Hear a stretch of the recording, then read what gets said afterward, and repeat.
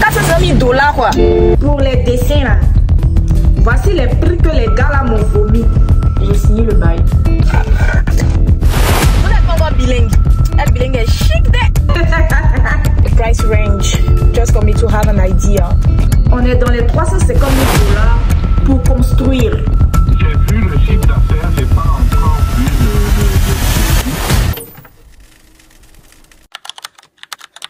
Hello, hello, mon nom est Fabiola pour les nouveaux par ici. Je suis entrepreneur, motivatrice et créatrice de contenu. Je suis une personne en perpétuelle quête de nouvelles aventures et la dernière en date est l'ouverture de mon prochain restaurant. Instant du Palais, ça s'appelle. Le premier est situé à Toronto et le second sera à Ottawa, la capitale. Je vous partagerai dans cette série toutes les galères, les frustrations et bien sûr les réussites que je vais rencontrer tout au long de ce parcours. Transparence totale. Alors abonnez-vous à mon compte YouTube et activez la cloche de notification pour ne rien manquer. On a visité le local avec le technicien. Je vous donne un update. Franchement, les gars, c'est le local. Après, je sais pas combien ça va me demander. Combien est-ce qu'ils vont me demander pour le rénover? Parce que c'est beaucoup de travail. Mais c'est grave bien. La place est bien. Pour le rénover, tu dois pas faire la banque aussi. Il n'y a pas d'argent de... T'es obligé de... Je ne suis pas obligée. Prêt à la banque, non. Mais je sais pas combien ils vont me demander aussi parce que l'espace est assez grand, c'est beaucoup de choses à mettre en place, des équipements et tout. Donc je pense qu'on va dépasser les 6 chiffres, ça c'est sûr et certain. Mais je sais pas combien ils vont me dire là. Mais je suis grave contente, je suis vraiment contente parce qu'ils ont dit que c'est possible et tout. Et le local là...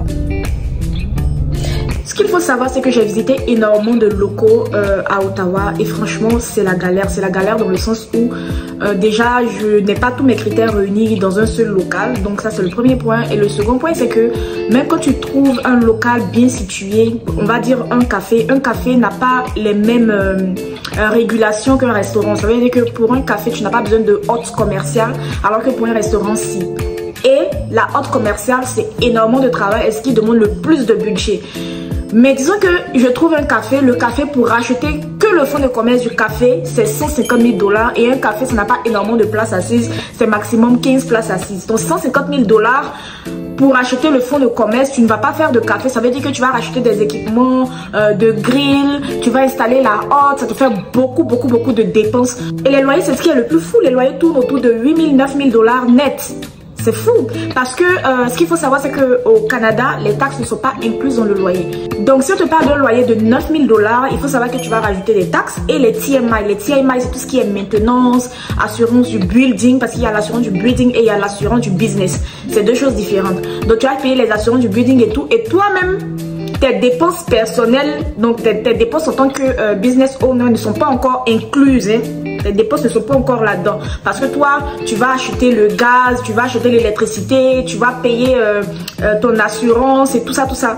Donc, c'est énormément de choses qu'il faut prendre en compte. Du coup, pour un café lambda de 15 places maximum, tu payes 150 000 $ de fonds de commerce et ça c'est le minimum que je dis parce que j'ai vu des trucs qui sont crazy et autour de, on va dire avec toutes les taxes incluses, tout, tu en as pour 12 000 $ juste pour un café. Donc c'est de la folie. Du coup, quand j'ai vu cette offre, je me suis dit bon, je vais essayer de demander au propriétaire pour savoir s'il accepte les restaurants. À la base, ce local, c'est un magasin de souvenirs. C'était juste un magasin. Donc, vous voyez, il n'y a rien là-dedans. Donc, c'était juste un magasin avec de petites étagères. Et la personne était là depuis 28 ans. Elle est partie parce qu'elle n'a pas supporté la crise sanitaire qu'il y a eu. Son business a pris un coup et elle a dû fermer. Et c'était une vieille personne, elle a posté pour prendre sa retraite et tout.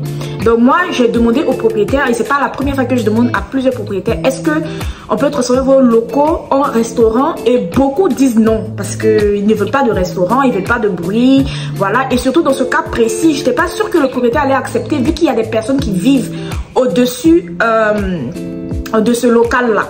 Et tout le building c'est pour eux. Donc ça veut dire que celui de bas, les appartements en haut, c'est pour le même propriétaire. Mais j'ai quand même tenté ma chance, je lui ai demandé, il m'a dit oui, que c'était possible. Maintenant parlons du loyer. Sur la fiche c'est marqué que le local était de 2100 $ pour 1500 square feet.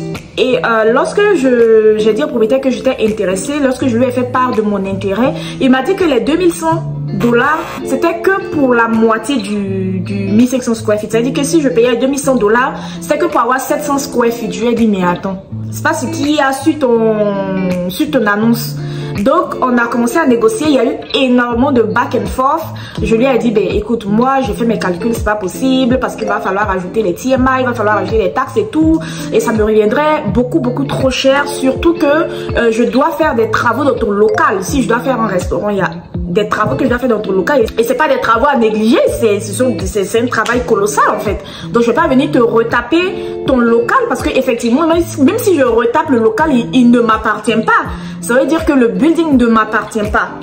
Mais non, on va bien parler. Parce que j'ai l'impression qu'il y a beaucoup qui ne savent pas en restauration comment ça se passe.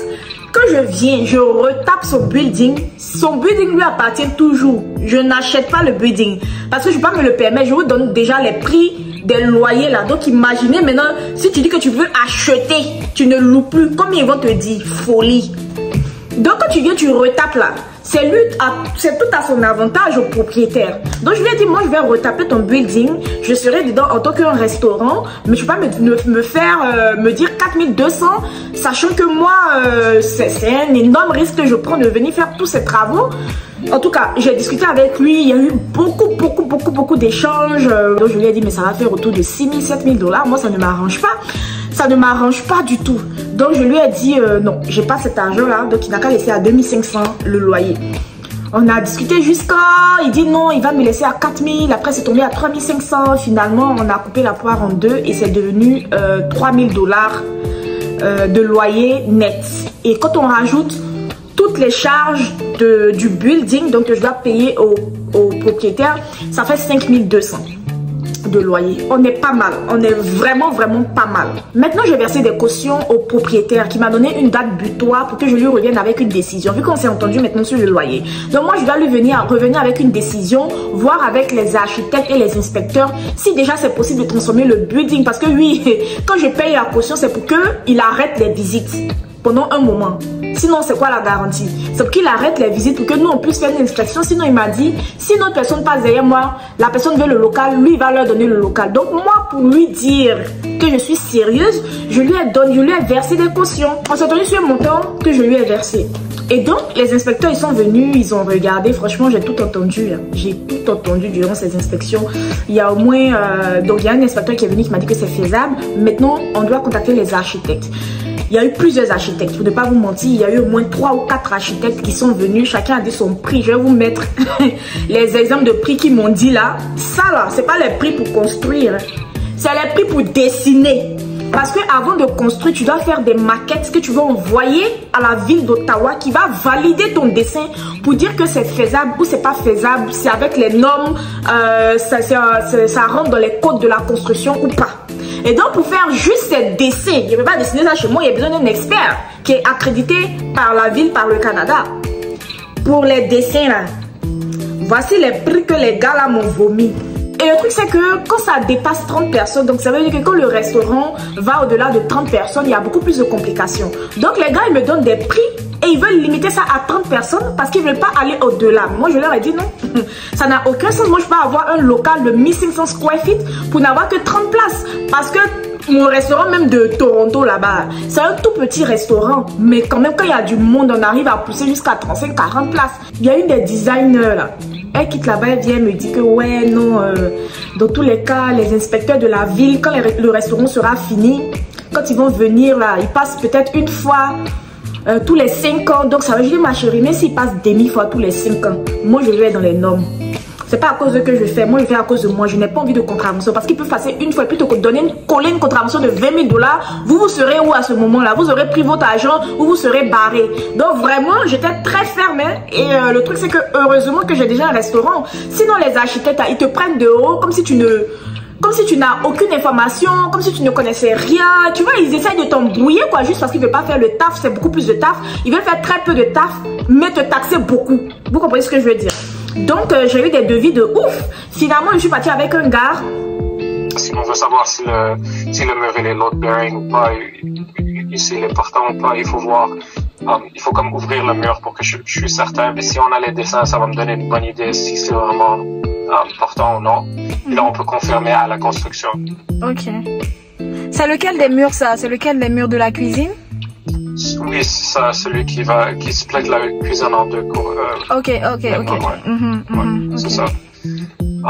Parce qu'en termes de structure, je pense que c'est vraiment juste ça. Le reste, c'est juste, c'est de la structure, mais qui est pas portante. C'est juste pour faire les partitions, comme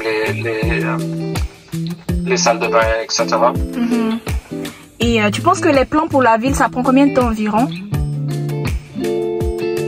Ils disent, je pense, 10 jours de business days. Ok. Je pense, mais des fois ça va plus vite, ça dépend vraiment. D'accord.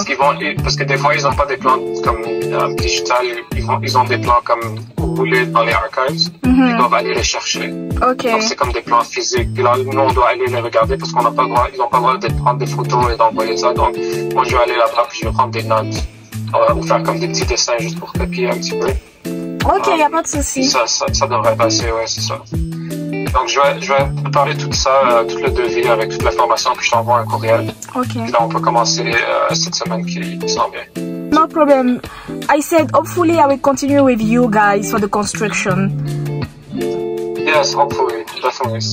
If we're able to get the design and we can get you a good, accurate quote, then we would love to work on the entire project with you.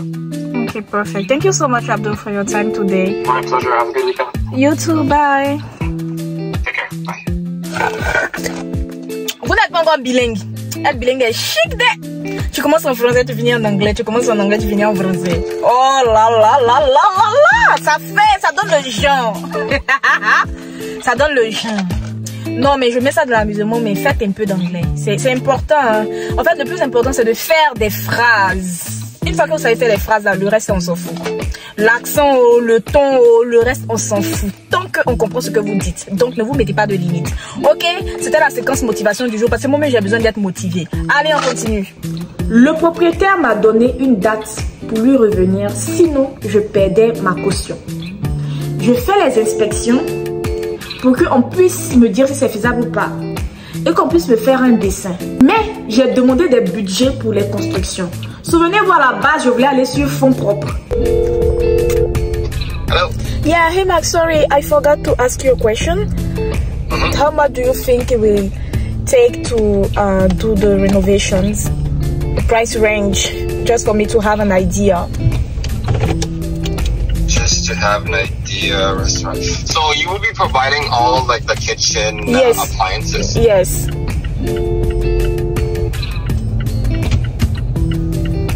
Let me see. Honestly, it could be such a big range because I don't know exactly what you want or need until we open up the walls. But just to give you an example of how big the window is, it could be anywhere from 100,000 plus. Wow. Okay. What was your budget? My budget was like maximum 100,000. Anything is possible. We can figure it out. We just need to know the exact number that you need for your appliances. Sure. That will give us a big factor of how much you really have to spend. Okay, sure. Mais les budgets qu'on m'a donné là, on est dans les 350 000 $ pour construire. Pour construire. 350 000 $. En fait, même dans ce pays-là, les gens ils donnent les prix comme ça, en fonction de leurs humeurs. Et là, quand tu me sois un 450 000 du style, si on t'a demandé là, c'est un CD quoi. On ne parle en dollars, hein, 450 000 $ quoi. Genre, tu m'as vu mon petit courant de ma petite robe verte là. Il peut aller 450 000 $ où? Hein? Même si on dit qu'il y a pris près, c'est quelle dette que tu as mis sur ma vie comme ça? Qu'est-ce qu'il y a? Mais qu'est-ce qu'il y a? Il n'a pas de me faire de vie, va venir, on va renégocier. Hein. Ça fait le 3e architecte, les gars. Je suis fatigué.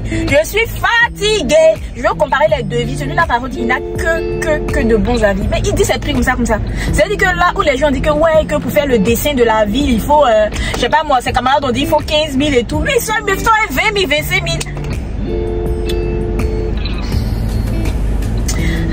S'il ne faut pas les gens penser que je suis folle. Parce que tout ça là même, c'est pas loin de me rendre folle en tout cas.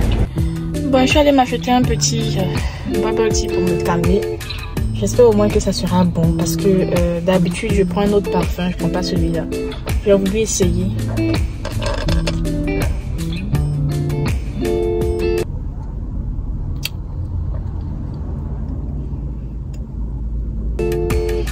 mauvais, mais c'est grave artisanal en fait.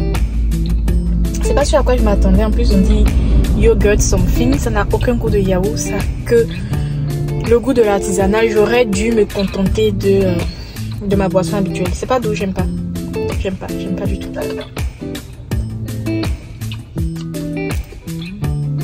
Mais payer. J'essaie de finir. Ça paye ça, c'est 9 $. 9,90 $.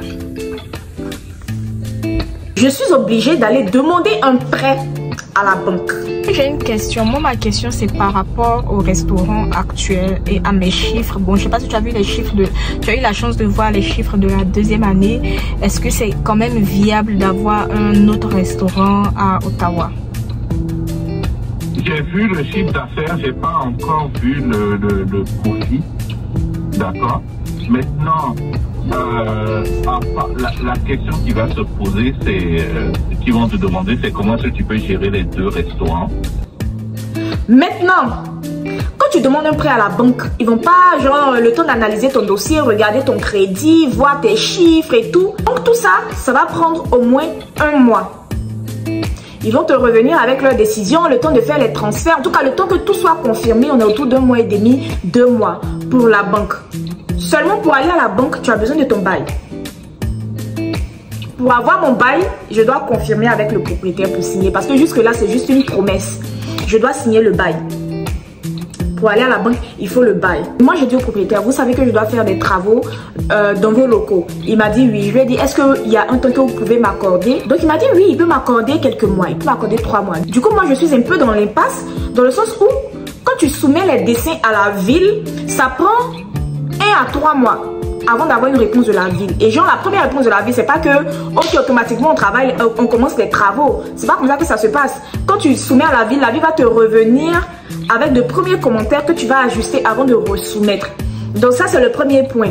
Mais à côté de cela, j'ai pas encore les confirmations de la banque. J'ai même pas encore été voir les banques. Même si ça va prendre du temps, j'ai pas encore été voir les banques. Mais pour voir les banques, j'ai besoin de signer mon lease.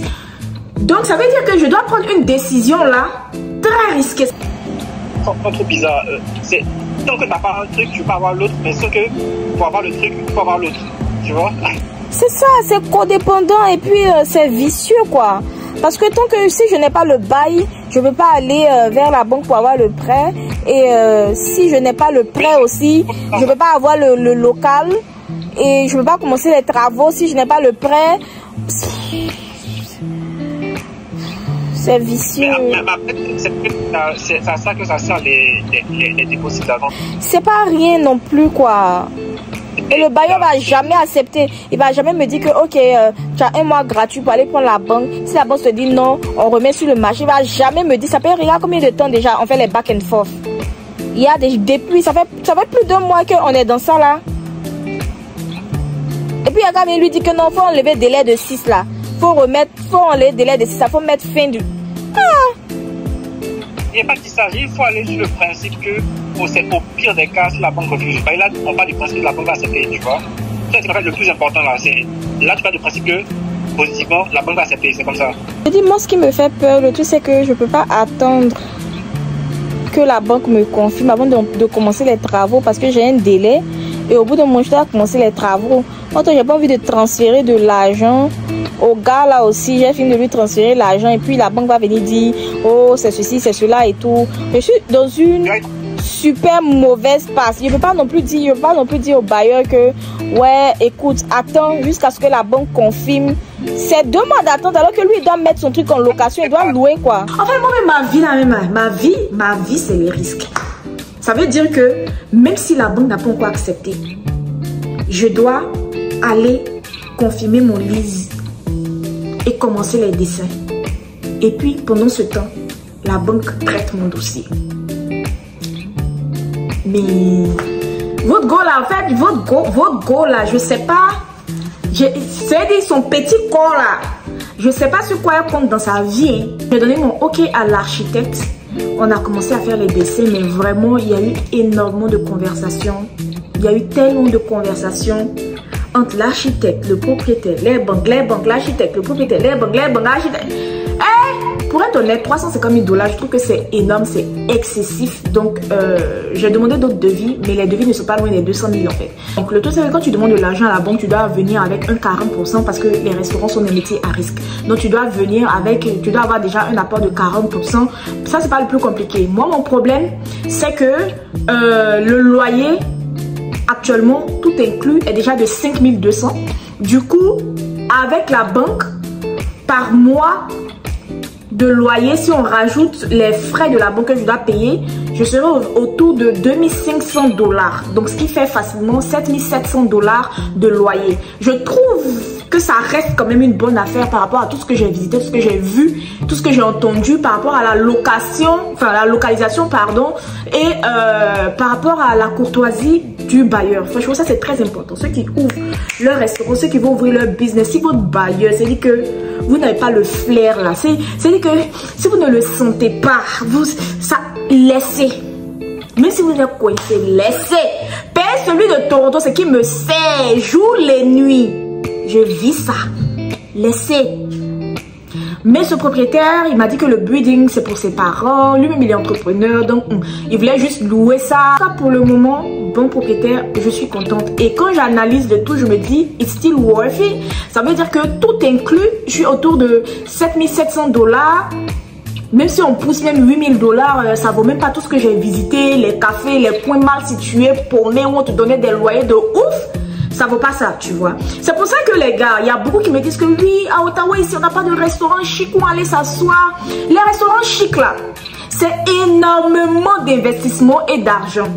Donc, les personnes préfèrent faire des fast-food. Même s'il y a 2 chaises ou il y a 10 chaises, au moins, ils ne payent pas des loyers de ouf. Et ils n'ont pas un personnel. Parce que quand tu as un restaurant avec les places assises, là, tu vas payer le local. Tu vas payer, moi, dans mon cas, j'aurai un prêt, je vais payer le prêt.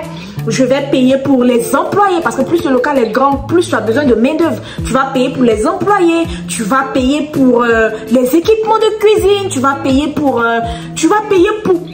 en fait, il y a des frais supplémentaires qui se rajoutent quand c'est des places assises.